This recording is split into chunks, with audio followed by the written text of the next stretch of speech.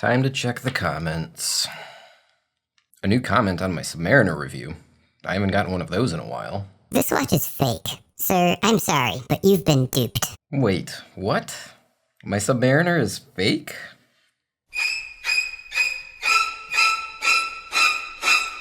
What do you mean it's fake? I paid $8,000 for this watch. No.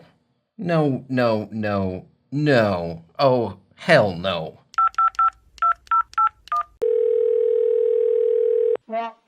Hello, yeah, can I speak to Steve, please? Yeah, it's urgent. Yeah, okay. Yeah, I'll hold.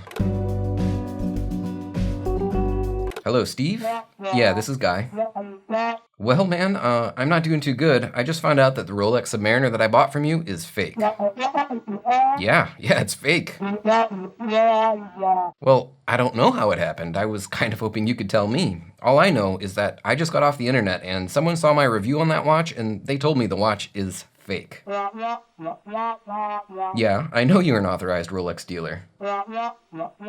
Yeah, I know I sent the watch to Rolex service for a warranty repair. I don't know what to tell you. A guy on the internet told me that I was duped and that the watch is fake. No, I'm not trying to waste your time. This is serious. Hello, Steve? Are you there?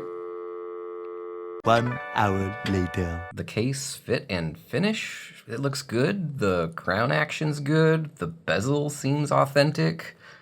I don't understand. How could this be a fake?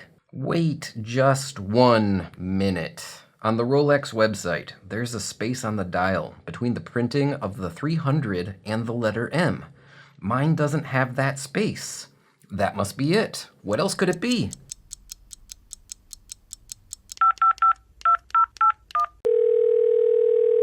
Hey, what's up, man? You won't believe what I just found out. My Submariner, it's fake. What do you mean it's fake? So this guy who watched my review, he left me a comment telling me that the watch is faked and I have been duped. What makes you think he knows what he's talking about? I mean, he posted it on the internet. It must be true. Bro, it's not fake. I don't know, man. I mean, he might be right. What should I do?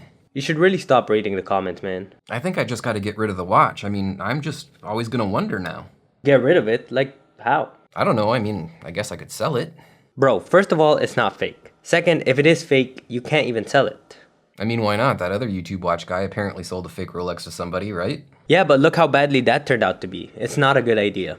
Okay, yeah, you're right. I can't sell it, but what am I gonna do? I guess I'm just gonna have to destroy it. Look, if you feel strongly about it, just send it to me, I'll dispose of it. No. Thanks for the offer, but this is something that I'm gonna have to do myself. Alright, man. Well, talk to you later and good luck with everything. Actually, before you go, thinking about it, the only way you could avoid problems like this in the future is just to get yourself a Grand Seiko. It's been a good few years, my friend. We've had some good times together, but I'll never look at you the same. I'll never know for sure if you're fake or not. You're just dead to me.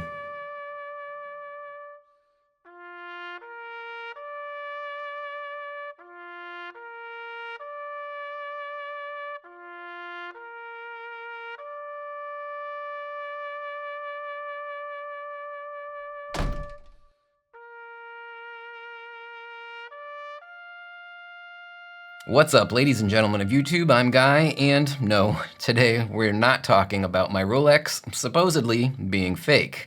But we are talking about Rolex and specifically what the cost of ownership of Rolex really is. See, I got an email from a viewer recently and he asked for advice on buying his first Rolex. And it got me thinking about this topic from a completely new perspective. And I thought it might be interesting to share that with you guys. So the viewer who emailed me mentioned that he was starting to get into watches, that he had a few affordable models in his collection, and that he was beginning to work towards purchasing his first Rolex. Now, here is the interesting part. This viewer is 18 years old.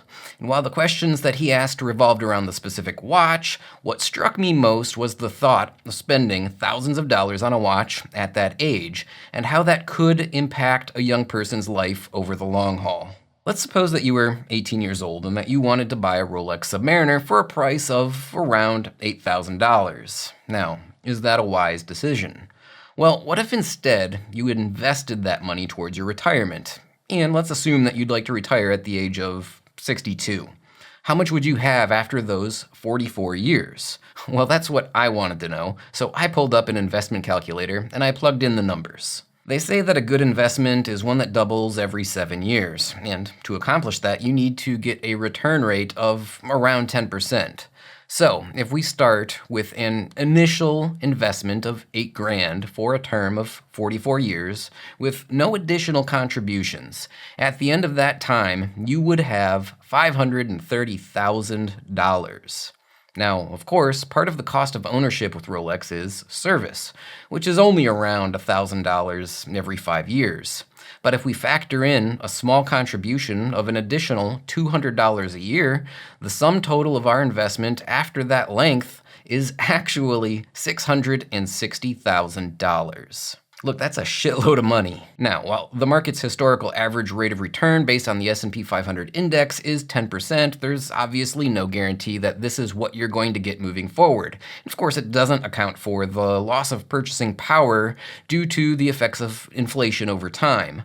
But even if we bump down our expected rate of return to something like 6% to sort of account for those things, you still wind up with nearly $150,000 at the end of that 44-year term, which is, at least in my opinion, a significant amount of money. My point being that the true cost of purchasing a Rolex, or probably any luxury asset, isn't just the price tag the day you buy it. You do need to at least think about the potential opportunity cost as well. I'm certainly not a financial advisor, so take what I have to say here with a grain of salt. And truth be told, this is coming from a perspective that is more of a do as I say, not as I do type thing. I unfortunately didn't follow my own advice when I was a young person, but I hope someone can learn from my mistakes. See, when I was 18 or 19 years old, I landed into a really good job. Out of high school, I taught myself computer programming, and my first job in 1988 or 1999 was in the IT field, making $25 an hour, which was a heck of a lot of money for someone my age 20 years ago. And I definitely regret having not taken all of that extra money that I didn't even know what to do with at the time and put it away, at least some of it, for the future. But back then, really, there wasn't the same sort of resources that we have today to make a person aware of what's possible.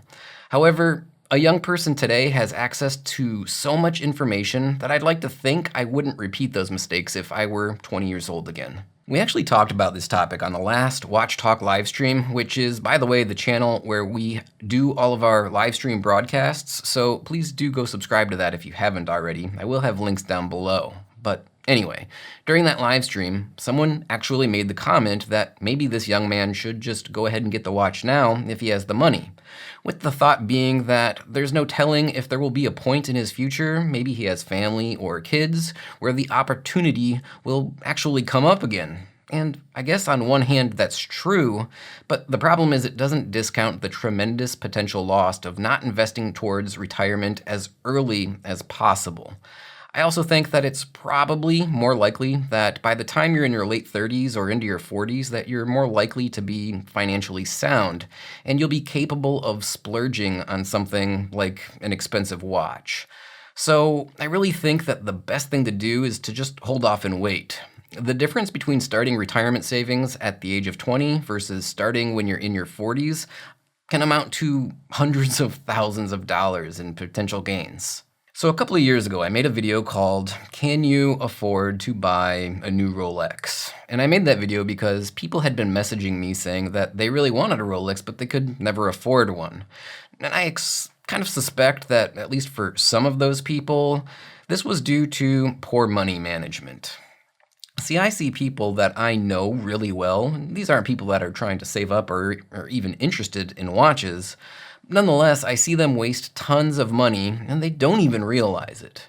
They waste money on little things every single day, and they don't notice that over the course of a year, they had been bleeding off thousands of dollars of cash. I pointed out a lot of those unnoticed expenses, and I laid out a simple plan that could get you to a Rolex in maybe as little as 1 or 2 years. But I'm starting to wonder that if, while you probably could afford to buy a Rolex, the question that really needs to be answered is whether or not you actually should. I think that if you're young and you're not into a well-established career and actively working towards saving for retirement, that the answer is absolutely no, you shouldn't buy a Rolex.